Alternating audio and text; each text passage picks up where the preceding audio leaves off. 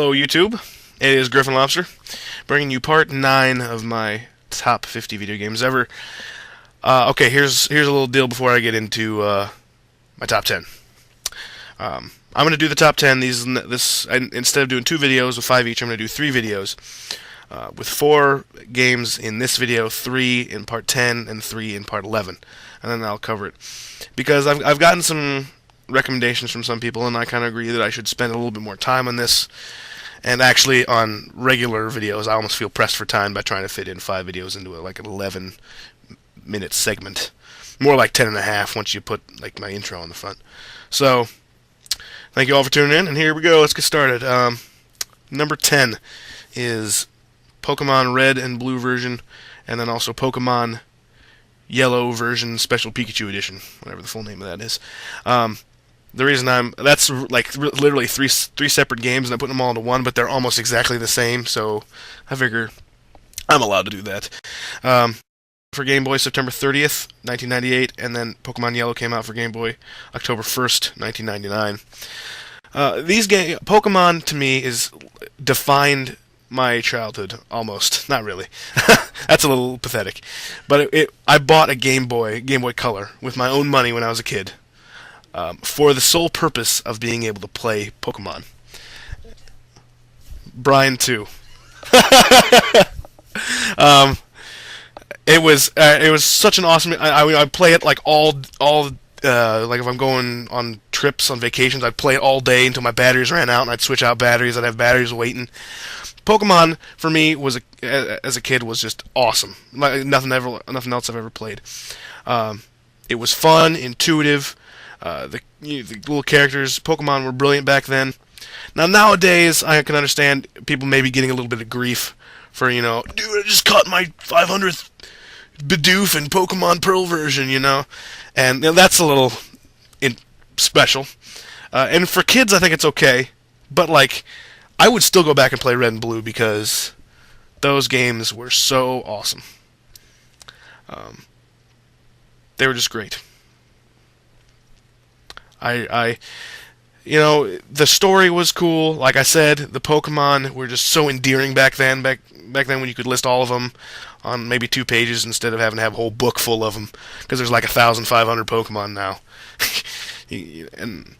And you may be able to get a little slander for liking Pokemon so much, but I think, respectably, it deserves to be high on this list because I spent so much time playing it, and because I loved it.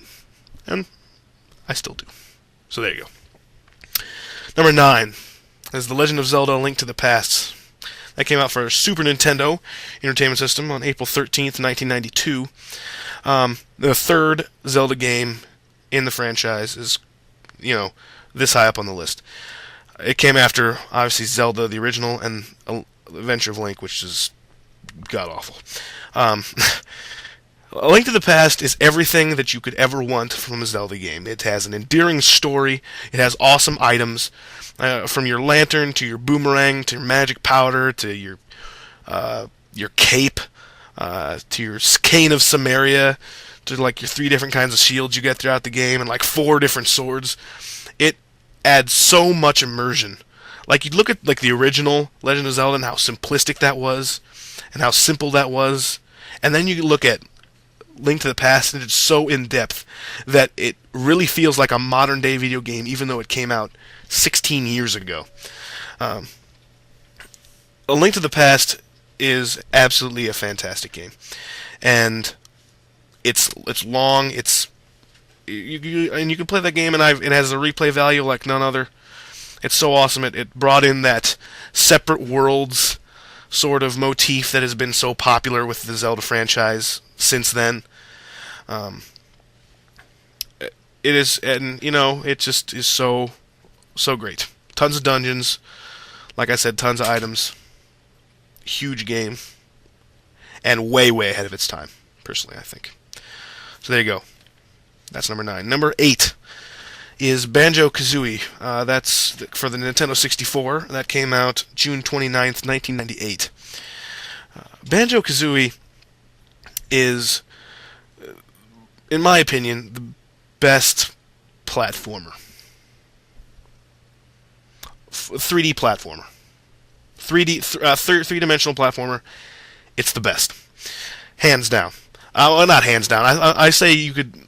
It's really a close. I'd put Super Mario 64 as a close second, to be fair.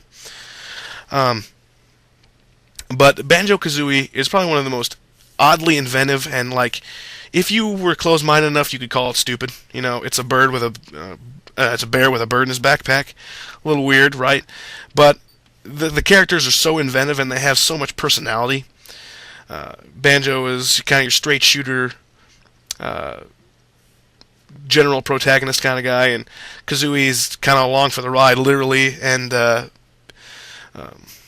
what's the word I'm looking for? Literally and figuratively. She's a sarcastic, hilarious character. Excuse me. And the levels are inventive. The game is just so cool. I mean, it's like, I don't know what the quality is. It's hard to describe games that are just good because they're good. But BanjoKazooie is an experience that I think everybody should at least encounter sometime in their life.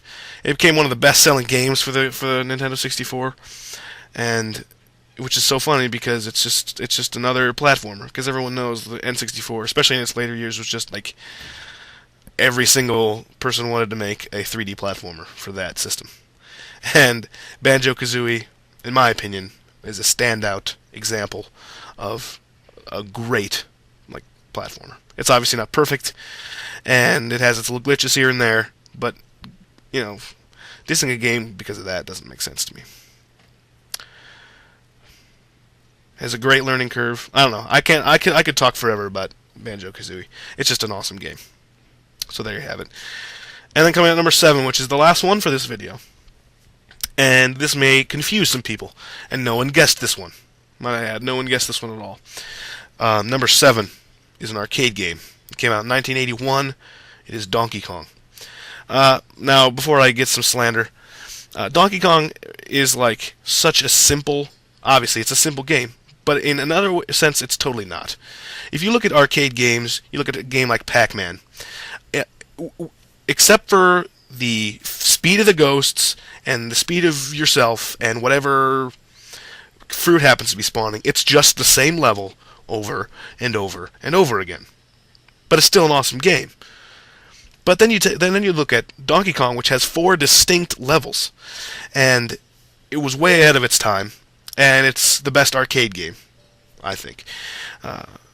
I played it a little bit when I was a kid, and it's so hard. It's like one of the hardest games.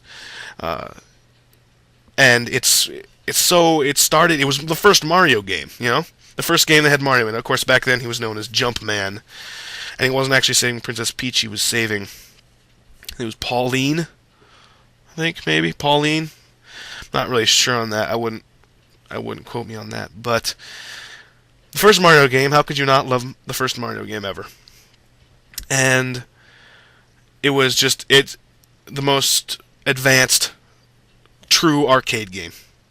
And I love it. I've played it a bunch. I have an emulator for it on my computer. And they did a movie about the game, about beating the world record, which is an awesome movie. Probably one of my favorite movies. But that's all I have to say about that. The original Donkey Kong for the arcade. And you can slander me all you want, but it's my list. Well, that's about it. I came in under time. So that bodes well for my next 2 videos. Thank you for watching. This has been Griffinlobster, and you stay beautiful.